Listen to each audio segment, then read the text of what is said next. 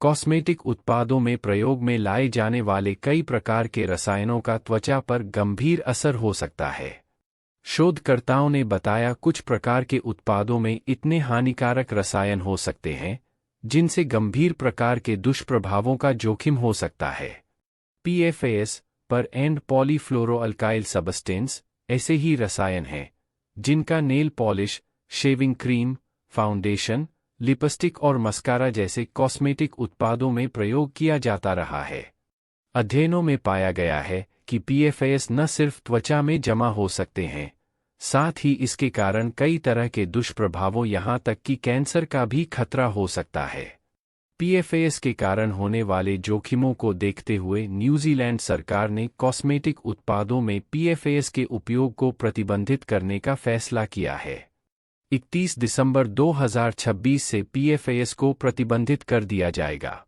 आइए जानते हैं कि कॉस्मेटिक उत्पादों में PFAS का उपयोग क्यों किया जाता रहा है और इससे त्वचा को किस प्रकार के नुकसान का खतरा हो सकता है। PFAS हो सकते हैं बहुत हानिकारक।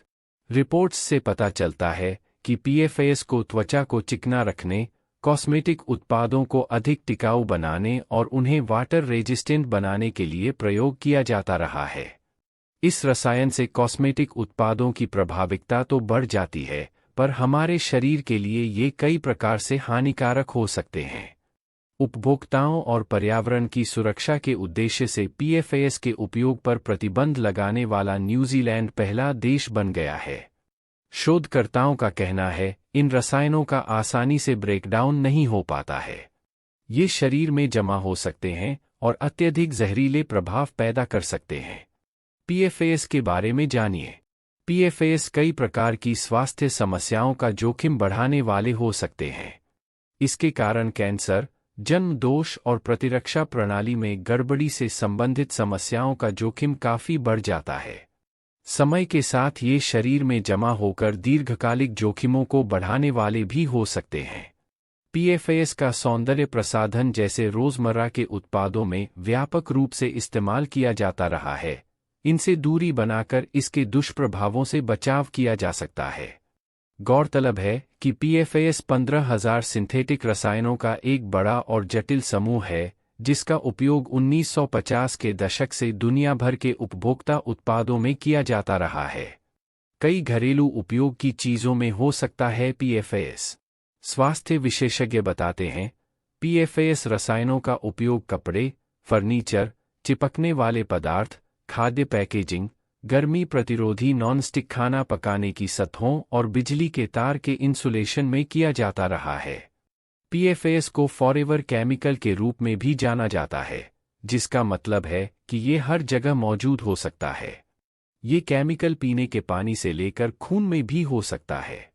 इससे कैंसर तक का हो सकता है खतरा। स्वास्थ्य विशेषज्ञ कहते हैं, जाने अनजाने कई प्रकार से हम PFAS के संपर्क में आ सकते हैं। दूषित पानी या भोजन का सेवन करने, PFAS से बने उत्पादों का उपयोग करने या PFAS युक्त हवा में सांस लेने से लोग शरीर में इन रसायनों के प्रवेश का खतरा हो सकता है।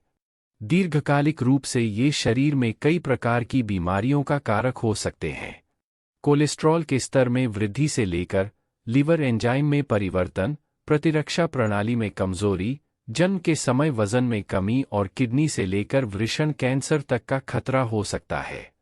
विशेषज्ञ कहते हैं, न्यूजीलैंड सरकार ने इस घातक कैंसर को संपर्क को कम करने के लिए बड़ा कदम उठाया है।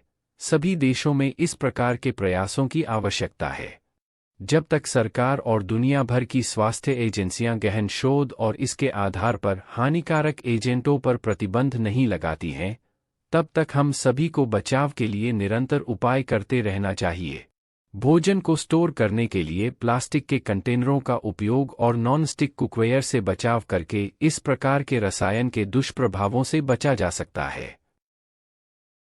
अगर वीडियो अच्छा लगा हो तो चैनल को लाइक, शेयर और सब्सक्राइब करें।